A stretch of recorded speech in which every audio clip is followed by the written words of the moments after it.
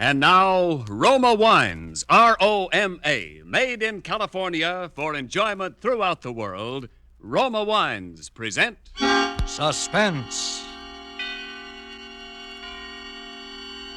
Tonight, Roma Wines bring you Mr. Robert Young as star of You'll Never See Me Again, a suspense play produced, edited, and directed for Roma Wines by William Spear.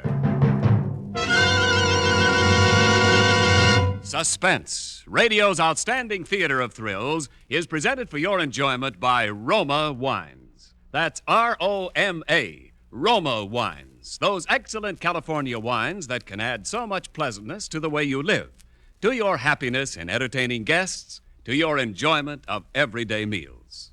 Yes, right now, a glassful would be very pleasant as Roma Wines bring you Robert Young in a remarkable tale of... Suspense. So, you're walking out on me. What does it look like to you? Like you're walking out on me? Got everything you need? Well, at least I'm glad you're showing your true colors. I'd rather have found it out now than later. Didn't take you long, did it, baby? If you're looking for your coat, it's in here. Thanks. Need any money? I don't need anything from you, including your wedding ring. Here. And you know what you can do with it. Sure, hock it. Well, pick a nice, quiet hotel. I don't have to pick a hotel. I'm no orphan. When you get good and sick of it, come on back, and maybe I'll still be here. You'll still be here. You'll never see me again as long as you live. You'll never see me again as long as you live.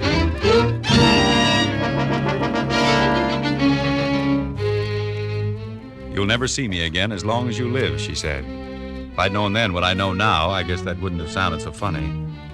All right, maybe I'm not the easiest guy in the world to get along with, but it's perfectly natural for a couple to have at least one good fight after they've been married nearly 3 months. And I just wasn't going to be the first one to say uncle, that's all. Still, you don't wait around forever when your wife walks out on you, even if you are playing hard to get. So, the third evening, I put in a call. I knew all along she'd head for her mother's place. Anyway, she'd practically told me where she was going when she left. Hello? Oh, hello. Is this Mrs. Alden? Yes? This is Ed, Janet's husband. Oh, yes. How is Janet? Well, isn't she there with you? With me? Why, no, isn't she with you? No. That was all I needed to hear. I grabbed my hat and headed for the bus station. That was the only way she could have possibly gone to her mother's place at that time of night, by bus. First, I wanted to find out if there was anybody who could positively identify her as having left. The guy at the ticket office wasn't very bright. To West Hampton? Yeah. Well, seems like I remember somebody like that, Well, it would have been Monday night, just about this time. West Hampton, Monday night, eh? Well, maybe. I couldn't be sure, though. Never mind. Give me a ticket. Where to? Where do you think? West Hampton.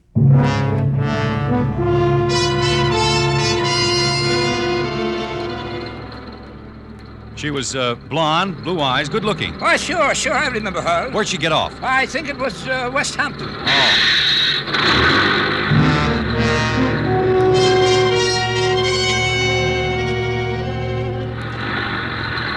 Well, good night.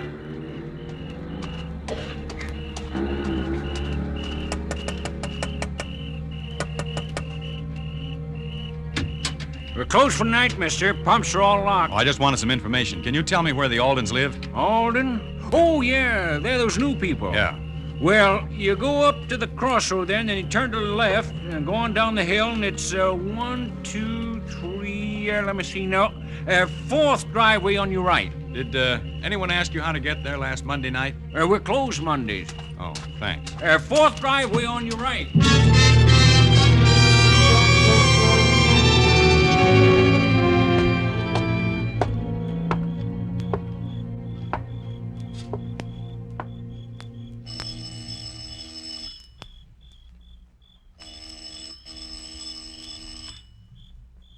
Must be someone lost their way. Yes? I'm Ed Bliss, Janet's husband. Oh, yes. Come in, Ed. I've been looking forward so much to meeting you. I wish it could have been under different circumstances, though. Yeah. I'm so sorry. Haven't you heard anything yet? to worry about. Can't understand it. It's not like her to do a thing like that. Oh, Ed, I want you to meet Mr. and Mrs. Farley. We were just playing a little bridge. Hello. How do you do? And, this is my husband, Joe Alden. Well, I guess that makes him your stepfather-in-law, doesn't it? Joe, this is Ed Bliss. Pleased to meet you, Ed. Well, I guess we'd better be going. Yeah, Oh, I guess no. we have. I yeah. do hope that your wife. I I wouldn't worry about it. Oh, you heard about it, No. did you? Well, Ed, you see, they dropped in a little while after you phoned, and we thought... That's all right. Well, thanks for asking us over. We'll come again real soon. Ed. We'll do that. Well, All right, good night. Night. Good night. Oh, Ed, I hope you didn't mind about them. Well, I didn't think it was necessary to... Oh, it's all right. It's okay. Well, come on into the living room then and tell us about it. And there's nothing much to tell that you don't know, is there? No, I suppose not. Sit down. Thanks. Can't I get you something to eat? No, thanks. Or some coffee or something? I think I'll pass up the refreshments this time. Well, I know how you must feel. Yeah, I guess you do. But I still can't. I just You've can't get... painted this room lately, haven't you? didn't mind Yeah. Well, what about it? Nothing. It just looks a little funny, that's all. You think so? And that brick wall in front of the house is kind of new, too, isn't it? You know I'm a bricklayer by trade, don't you? Well, now that you Oh, mention it. Joe, how can you talk about... Well... You better go on upstairs, Laura. She's taking it pretty hard. Yeah. You seem to be bearing up all right, though. You haven't lost any sleep over it yet yourself, have you? I'm not her husband. This isn't getting us anywhere. What was that? Laura, I guess she's going to bed. Oh. Well, I guess I better be going down to get that last bus. How about staying overnight? No, thanks. Suit yourself. Oh, wait a minute. I'll put the port light on. I can see. That's better. Hey, by the way, what happened? What do you mean, what happened? I suppose you and Janet had a row. What's that got to do with anything? I hear you got kind of a temper. Were you a little too quick with the flat of your hand? What's all this for? The benefit of the neighbors? It might be. Have you notified the police yet? No.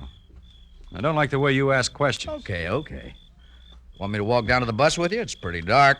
Maybe that's why I'd rather walk down alone. Oh, now wait a minute, Ed. I think maybe you got me wrong. All right, maybe I have.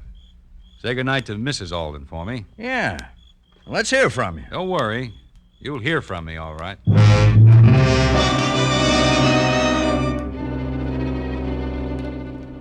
It was still plenty dark when I got back to town, but I took the shortcut at the corner just the same, a path across a vacant lot. Between the lot and my house, there's a hedge.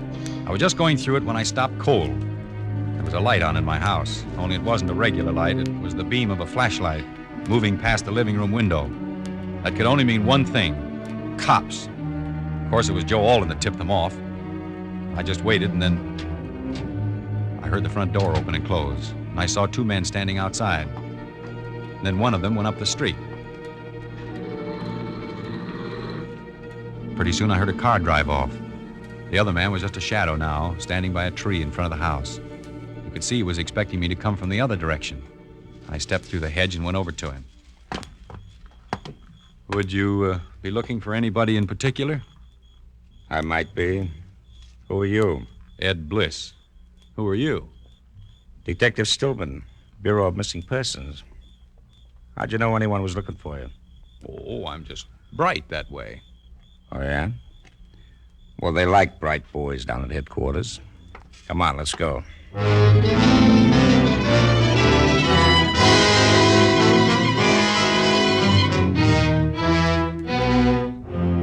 For Suspense, Roma Wines are bringing you Robert Young in You'll Never See Me Again by Cornell Woolrich. Roma Wines' presentation tonight in radio's outstanding theater of thrills, Suspense.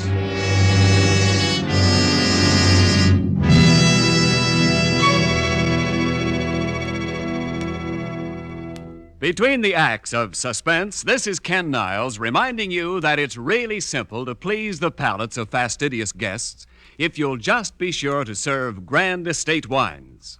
For Grand Estate wines presented by Roma afford you the ultimate in wine excellence. Discriminating wine users know this and regard your offering of Grand Estate wines as a flattering gesture to their good taste. For in Grand Estate wines, particular guests find the brilliant clarity, full fragrance, and mellow taste that distinguish truly outstanding wines. You see, Roma created this limited bottling of magnificent Grand Estate wines especially to please those who know fine wines. With choicest grapes, infinite patience, necessary time, and age-old skill, Roma master vintners endowed each Grand Estate wine with fine qualities of wine greatness. So the host, who possesses all 5 Grand Estate California wines, is sure of pleasing all tastes at all times. For smart entertaining, delight your guests with Grand Estate Medium Sherry, Ruby Port, or Golden Muscatel. For gracious dining, serve Grand Estate Burgundy or Sauterne. Remember the name, Grand Estate Wines by Roma, the crowning achievement of vintner skill. And now, Roma Wines bring back to our Hollywood soundstage Robert Young, who, as Ed Bliss in You'll Never See Me Again, continues a narrative well calculated to keep you in suspense.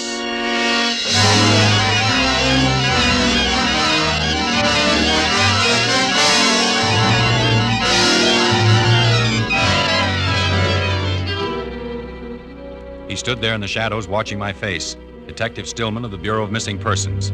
I'd been expecting this to happen sooner or later, but now that it had, I was stunned for a moment. He said it again. Well, come on, bright boy. They're expecting us at headquarters. Wait a minute, I want to talk to you. I'm in a jam. Oh, you're telling me. Well, not the way you think. Will you come inside with me? I've been inside. Say, what kind of a furnace do you have in your cellar, Bliss? An oil burner. The kind that turns on automatic with an electric cut-in? That's right. Why, is there a fuse blown? How'd you know there was a fuse blown? Was that why you were searching my house with a flashlight? Or was it because you didn't have a warrant? You really are a bright boy, aren't you? Well, come on, we're going down Listen, I don't want to have any arguments. I want help, and I want it bad. Will you give me a break? What kind of a break?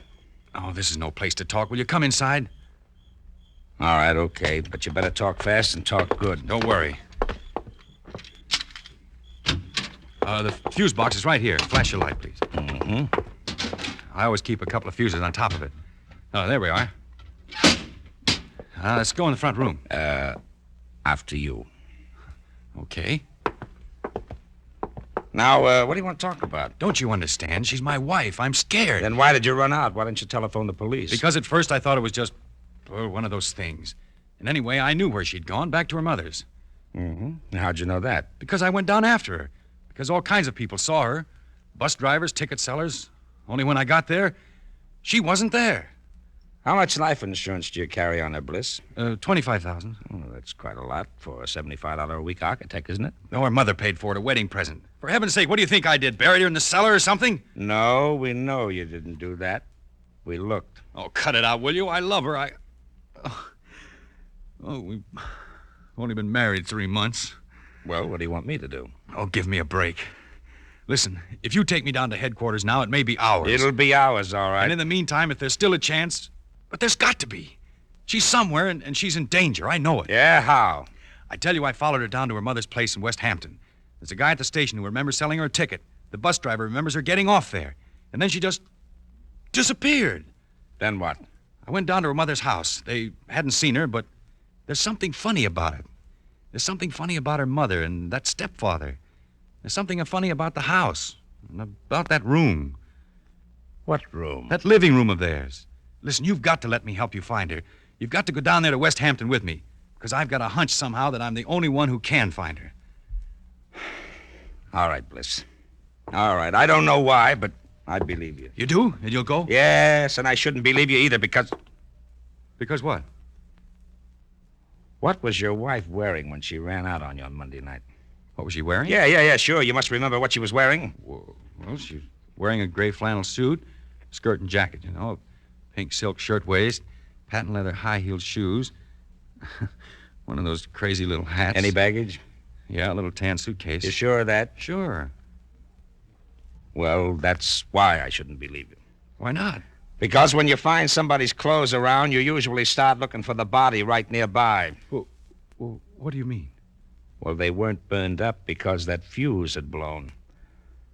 But we found every one of those things in the furnace down in your cellar about 20 minutes ago.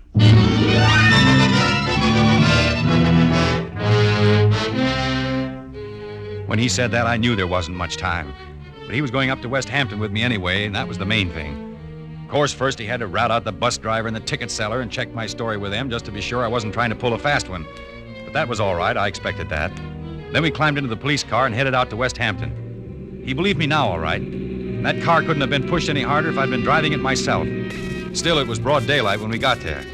We parked the car a little ways down the road and walked towards the house. See what I mean, Bert? Take that brick wall, for instance. Well, what about it? It's new. What did he build that for? It's not tall enough to hide the road. It's not even tall enough to keep a dog out. What did he build it for? Well, maybe he built it to keep in practice. Come on, let's go in. It's awful quiet. Yeah, well, why not? They're probably in bed, and that's where I would be if I hadn't let you talk me into this. Listen, Bert, you don't think I'm here, ain't I? Go on, ring the bell.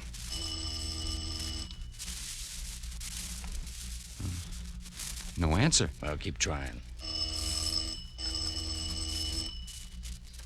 The shades are all down. I don't think Well, they're... come on, let's try the back door. The shades are down on this side of the house, too. Huh? Look! The garage is empty. Yeah. Well, I guess our birds have flew the coop, all right. Bert, I don't like Come this. on, we'll try this back door anyway. Oh, it's locked. Here's an axe. Wait a minute. Let me try my keys. Oh, nuts. Ah, there, that got it. This is the way to the front of the house? I guess so. I've never been back here. Yeah, this is it. Here's the front hall. There it is. What? The room, the living room I was telling you about. Oh, what about it? Snap on the lights. All right, I still say, what about it? I don't know, but don't you get something funny about it? No, what? The lights, or something about the fresh paint, the rug. There's something, though. I know there is. Oh, come on. We're wasting time. There's something screwy about the whole joint. We went over the place from top to bottom. I wanted to get back to that room, and time was awful important. But Bert Stillman wanted to look into everything, which was only right and natural. Then we ran into something that was just about the last thing I expected. Say, what's the store here? I don't know. I thought we'd covered everything on the ground floor before. Locked. It must be some sort of back bedroom. Well, the keys won't fit this one. Funny, the only room in the house that was locked. Well, maybe we've got what we're looking for. Give me that axe. But Bert, don't you see? If she was here and they're gone, they must have taken her. She's probably...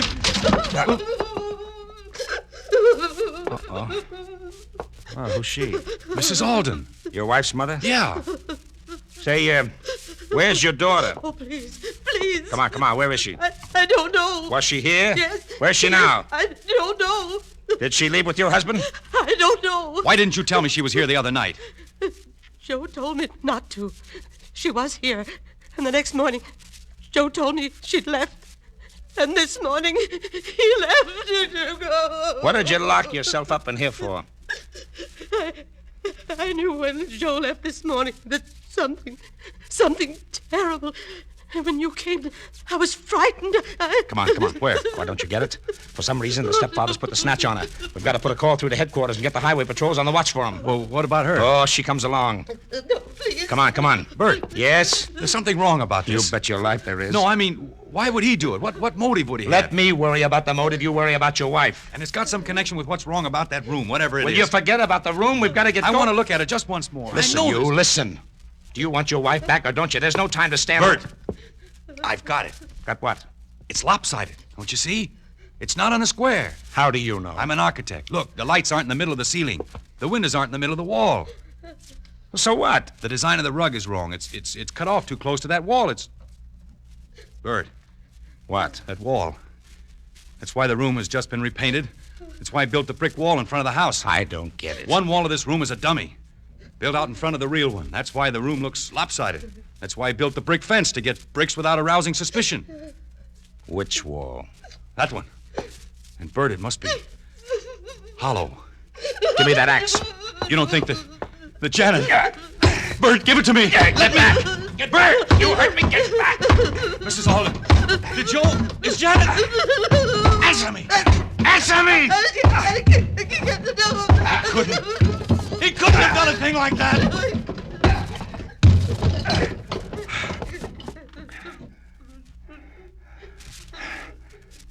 Hey, Ed. Yes? Didn't you say your wife was young? 23. Well, then you can look. This is an older woman. Do you know her? No. Well, there's your motive. Yeah. But who could it be? I don't know. Well, she must know, the mother. She can't even talk. Say, Ed. Ed, you would know if she was the mother, wouldn't you? Of course I... What? No, I wouldn't. I never saw Janet's mother until I came here to the house Monday night. Oh. Mrs. Alden. Mrs. Alden, answer me. I'm not Mrs. Alden. That's Mrs. Alden.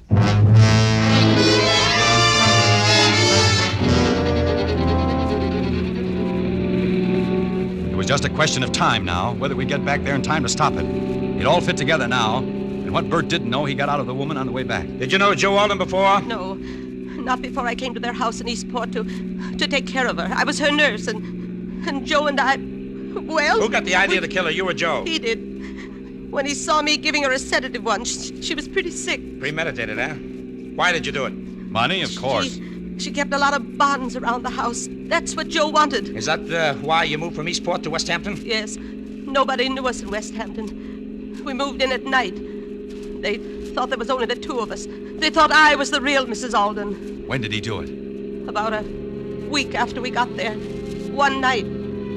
By morning, she was where you found her.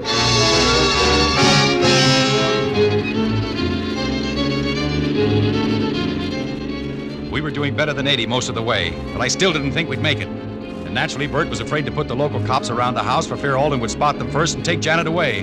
And do it somewhere else, if he hadn't done it already. Because Bert had the picture cold now. Janet had come to the West Hampton house and found her mother was missing before Alden had been able to make his getaway, so Alden had to kill Janet too. He knew where he was taking her because of the clothes in the furnace of my house. That was the tip-off that Joe was going to try to plant it on me. It's the only break I had. At least I knew where to look if I could get there in time. At the outskirts of town, we picked up a police escort, but Bert made them lay off when we got near the house. We drove up the side street and parked a little ways off. We walked up to the house. There was a car in front of it. Is that Alden's car? Yes. All right. Now, you're coming in with us, lady, but the first sound out of you, and I'll shoot, and I mean that. I know. Got your keys, Ed? Yeah. Yeah, quiet. Look, there's a light. That's the door to the cellar. Come on. Listen. Huh? He's digging.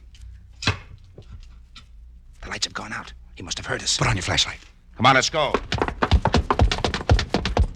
There he is! Ed, why you... Hey! Hey, Ed, you shouldn't have done that. He killed my wife, didn't he? Switch on the light. Where is she? Maybe it isn't too late. There she is. She's dead! Yeah, chloroform. You smell it? Come on, get that cloth off her face. It's too late, can't you see? Yeah, I'm afraid, Ed. Say, wait a minute. What are you doing carrying a gun, Ed? I got a permit. Anyway, what's the use of asking questions like that Say, now? look, she's moving. What? She's alive. Here, come on, Ed, give me a hand, quick. Ed. Here, Ed. Come on, help me. Hey, Ed, where are you going? Put up your hands, Ed. Okay. They're up. Ed, you could at least have done it yourself instead of hiring a murderer.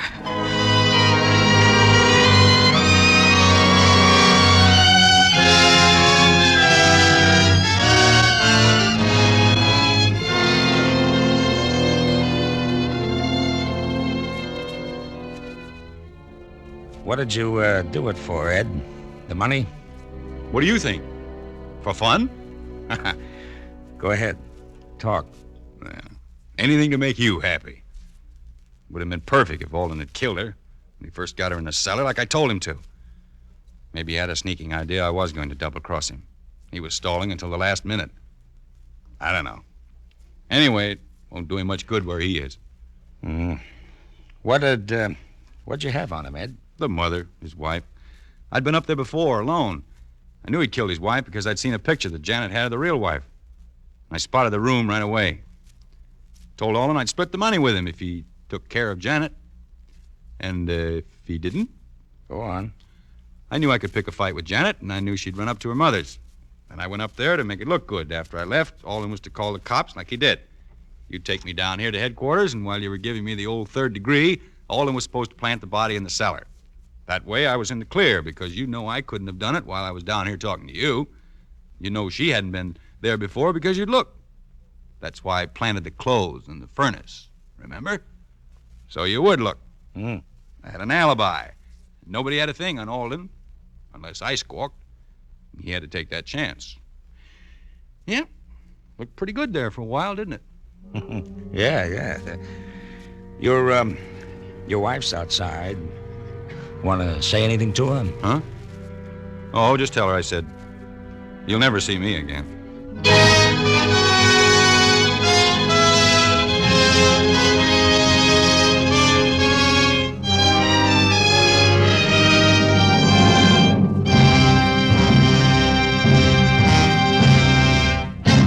Suspense.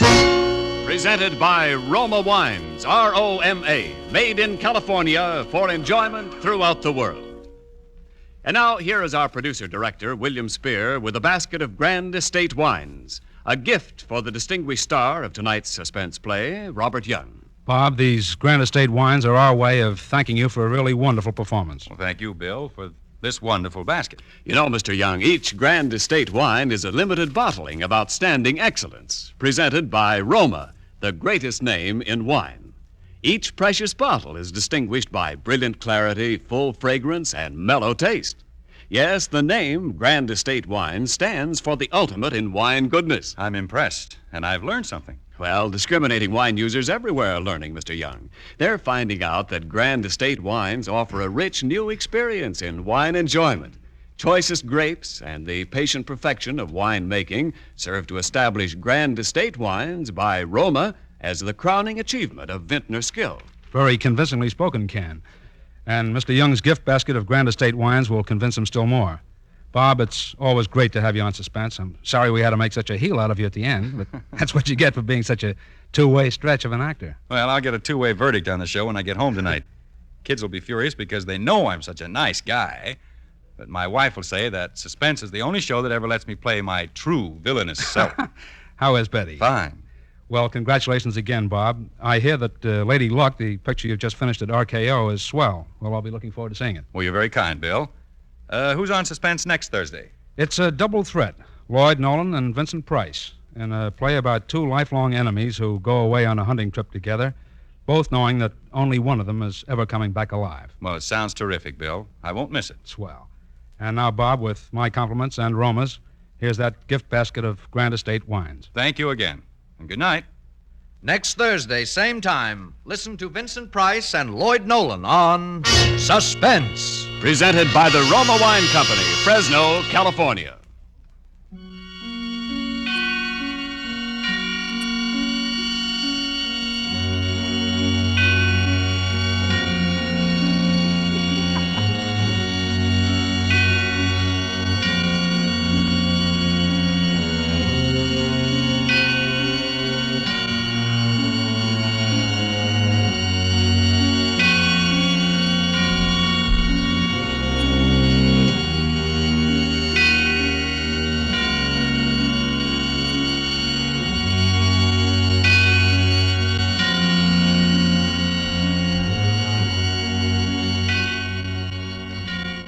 This is CBS, the Columbia Broadcasting System.